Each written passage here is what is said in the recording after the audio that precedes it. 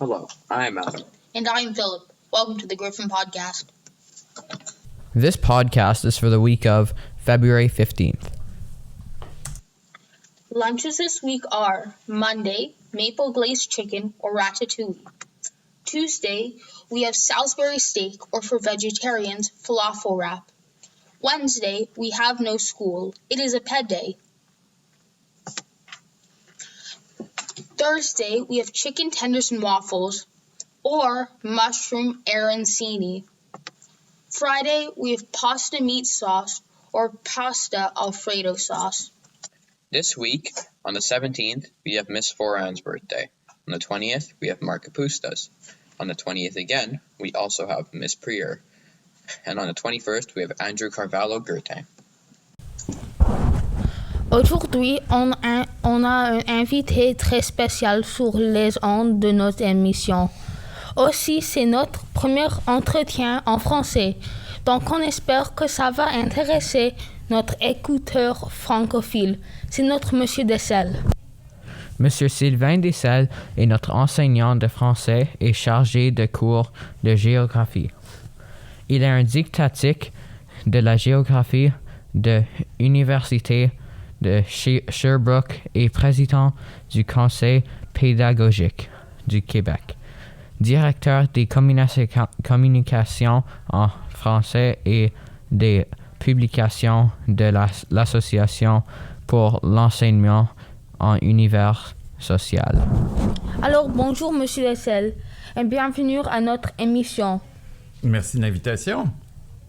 On sait que de vos discours que vous étiez un grand voyageur. Combien de pays est-ce que vous avez visité?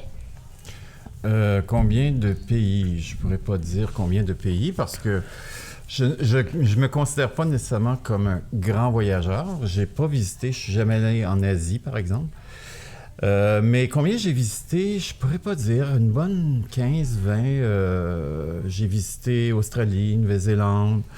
Je suis allé, évidemment, aux États-Unis. Je suis allé en Islande, au Royaume-Uni. J'ai une attirance plus particulière pour les pays de l'Europe de l'Est. Voilà, c'est un peu ce que j'ai à dire. Alors, c'est quel le pays le plus intéressant que tu as visité? C'est très difficile à répondre parce que ça dépend des raisons pour lesquelles on veut visiter un pays. Est-ce que c'est la culture? Est-ce que c'est l'histoire? Est-ce que ce sont les paysages? Personnellement, les paysages, je pourrais dire que la Nouvelle-Zélande, l'Australie puis l'Islande, c'est vraiment des pays magnifiques. Par rapport à l'histoire, j'ai adoré la Pologne. J'ai aussi aimé la Russie. Si c'est pour des raisons politiques, parce qu'on peut aller visiter pour des raisons politiques, je suis déjà allé en Albanie du temps que c'était le marxisme-léninisme. C'était assez particulier. Il y a donc vraiment...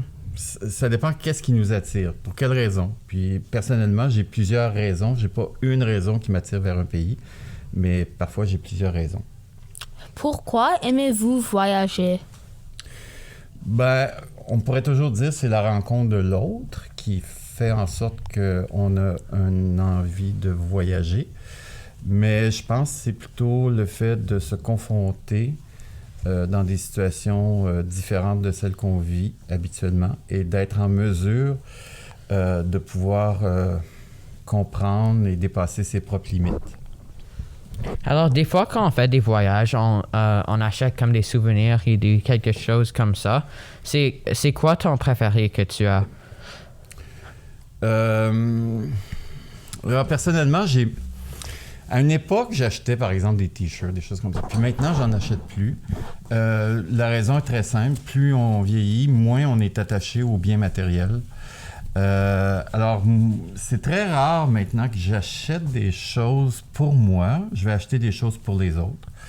Et puis, c'est souvent lié un peu à la caractéristique du pays ou alors un élément qui correspond un peu au pays. Personnellement, ce que je fais surtout, c'est de prendre des photographies.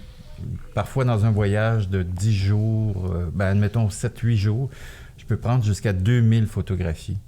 Donc, c'est surtout ça qui sont mes souvenirs. Puis, en fait, je les construis moi-même, dans une certaine mesure. Alors, je sais que tu as visité beaucoup de pays et beaucoup de pays parlent la même langue, mais combien de langues tu parles? Je parle 2 langues. Par contre, lorsque je vais dans un pays, j'essaie, dans une certaine mesure, de parler les mots les plus simples. Par exemple, merci. À chaque fois, c'est un devoir de dire merci dans la langue du pays.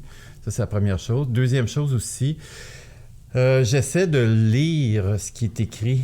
Par exemple, quand je suis allé à Moscou et à Saint-Pétersbourg en Russie, j'avais un carnet avec moi quand je marchais sur les rues. Puis dans le carnet, j'avais retranscrit les lettres en cyrillique, en lettres latines. Et puis, au bout de 3-4 jours, j'étais capable de lire le russe. Je ne le comprenais pas, mais il y avait des mots que je comprenais. Puis je pouvais savoir en regardant devant un magasin ou en regardant un monument, je pouvais savoir pour quelle raison ce monument avait été fait, quel était le personnage. Puis j'ai déjà visité un cimetière à Moscou où il y a des grands personnages qui sont enterrés et je pouvais lire sur leur tombe qui ils étaient en lisant le russe. Vraiment intéressante. On sait aussi que vous êtes un professeur universitaire. Parle-nous de ça. Ben, c'est le hasard qui a fait que j'ai commencé à enseigner à l'université.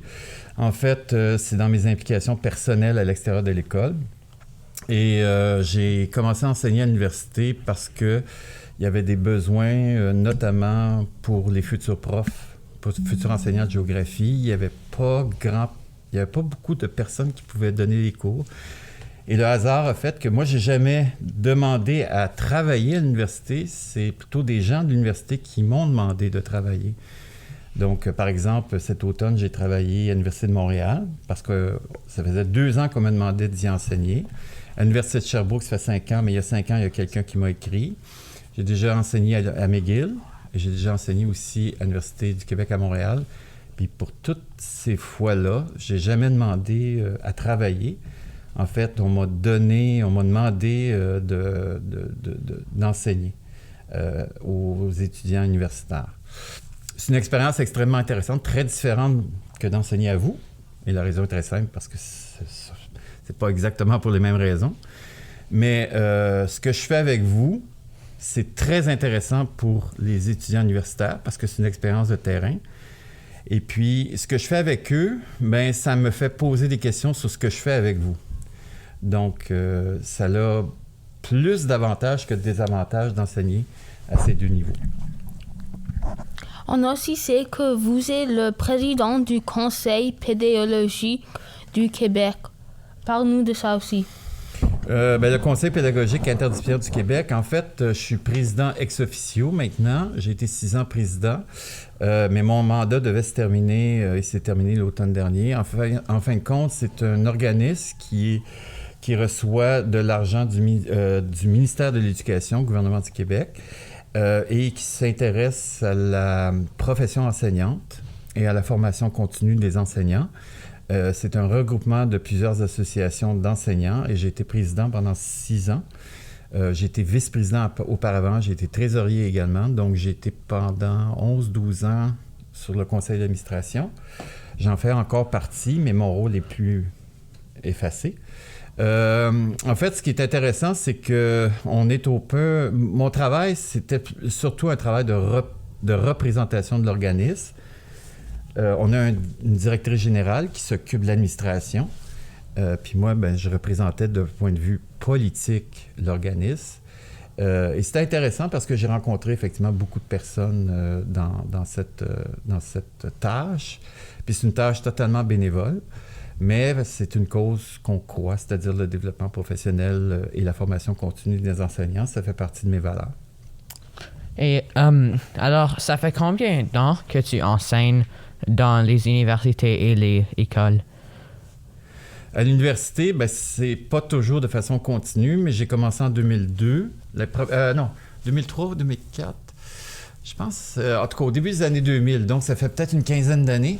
J'enseigne à l'université, mais pas de façon continue, mais si je calcule le nombre d'années, je dois faire au moins 9-10 ans là, que j'enseigne à l'université. Pour ce qui est de l'école secondaire, ça c'est une autre paire de manches, J'enseigne depuis 32 ans, 33 ans.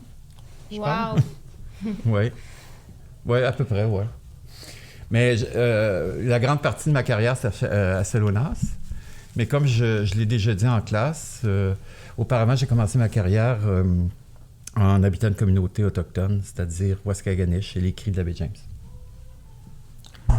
Merci beaucoup. Ben merci. Merci à vous de vous intéresser aux enseignants qui vous enseignent. C'est très gentil de votre part.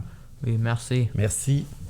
This week, the holidays are Pancake Day, Almonds Day, and Family Day. So remember to go eat some pancakes with your family and give some almonds to the squirrels. Wear your mask, stay 6 feet apart, and thanks for listening.